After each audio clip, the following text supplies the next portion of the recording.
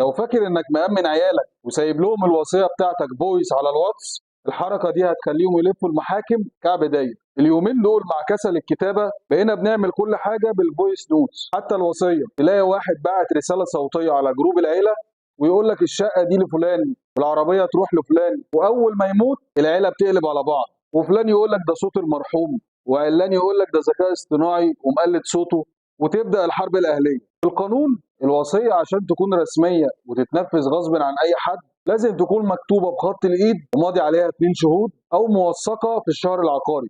لكن رسائل الواتساب او حتى الوصيه الشفويه المحكمه بترفضها لو واحد من الورثه اعترض عليها.